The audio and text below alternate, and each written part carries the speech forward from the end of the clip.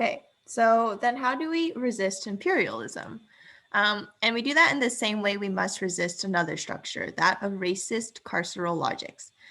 This picture here is a screenshot from an organization, Asians for Black Lives, which describes the solidarity between Asian Americans, Black Americans, and other marginalized people in resisting the carceral system.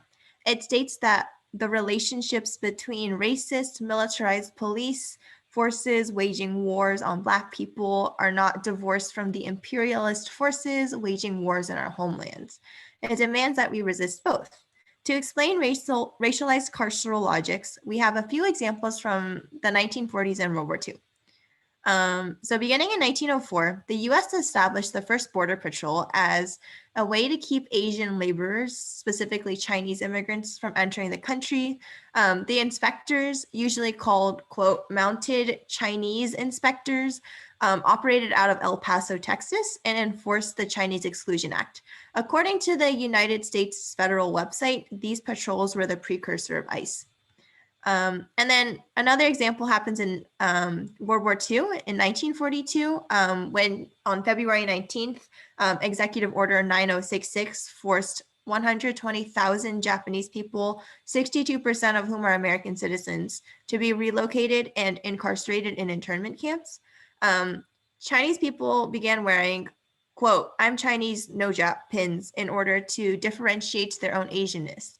Asian families were sent under armed guard into mass incarceration in 10 US government incarceration camps spread across 5 states for the duration of World War II.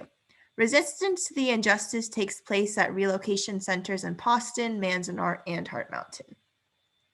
In that same year, too, 2,265 Latin American Japanese people become US prisoners of war.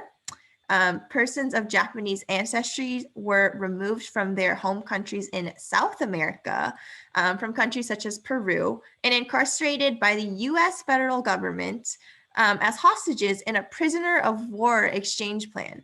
So here we see how the US empire, guided by white supremacy, incarcerates, dehumanizes, and manipulates Asian bodies.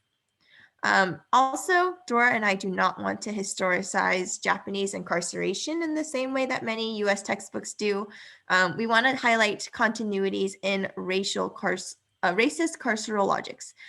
Japanese incarceration described the taking of colored children by the state and is related to native boarding schools. It's related to cages at the border and today's era of mass incarceration, which disproportionately oppresses Black lives. While we don't have the time to discuss each of these carceral logics today, we want you to be reflecting on how resisting imperialist forces works in tandem with resisting the racist, militarized police forces waging wars on Black, Brown, and Indigenous peoples. Okay, our fourth theme today is geopolitics and race, using examples from the 1950s and 1960s. So after World War II ends, China falls into the Civil War, and the US backs the nationalists, and the nationalists are fighting the communists. The US is very invested in not having a communist government in China, obviously, but the communists win, and the nationalist government falls in 1949.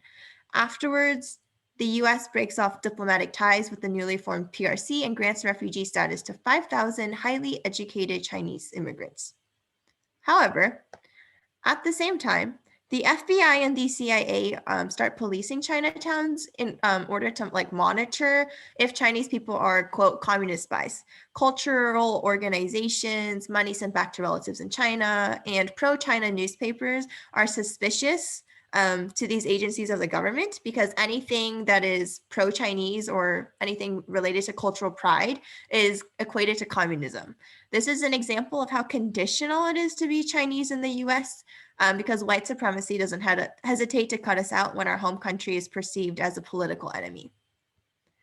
At this time, too, the Immigration and Nationality Act is passed in 1965, which finally allows Asian immigrants into the US without quotas or any kind of exclusion. This act passes because the US is engaged in the Vietnam War. The US lets in Asian immigrants because they are literally causing the context and reasons for why many Asian people have to leave their homes in the first place. As we continue into our fifth theme, which is fraught solidarities, we're going to move historically into the 1970s and the Third World Liberation Front. Claire and I don't have enough time to speak to the incredible history of AAPI organizing that exists during this time period, nor how it occurred alongside Black Power, the Brown Berets, and Red Power. We want to emphasize, though, in these last few minutes, that no matter how invisible the mainstream discourse paints Asian people and Chinese people, we have always been here. And we have always had movement elders doing the good work, striving to expand our understanding of Chinese Americanness in solidarity with other people who are oppressed by empire, colonialism, and white supremacy. In 1975, Peter Yu, a young Chinese American living in New York City, Chinatown, asked police officers to stop beating a 15-year-old whom they had stopped for a traffic violation. For his concern, Peter was savagely beaten by the police, taken to the station, stripped, beaten again, and then arrested. 15,000 Chinatown community members took to the streets. Virtually every shop and factory in Chinatown was closed on May 19th, demanding not only the dismissal of all the charges that were held against Peter, but also an end to anti-Chinese discrimination in employment, housing, education, health, and all social services for minorities and working people. When cops attacked the marchers, people responded immediately and fought back. When police officers tried to drag off one of the demonstrators, others in the march jumped the cops and fought them tooth and nail. When two of the people were arrested and taken to the police station, the crowd surrounded the station and secured the release of their friends.